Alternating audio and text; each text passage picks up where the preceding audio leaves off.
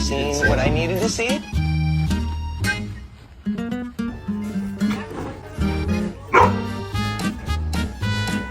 Patients out in front of my guard dog.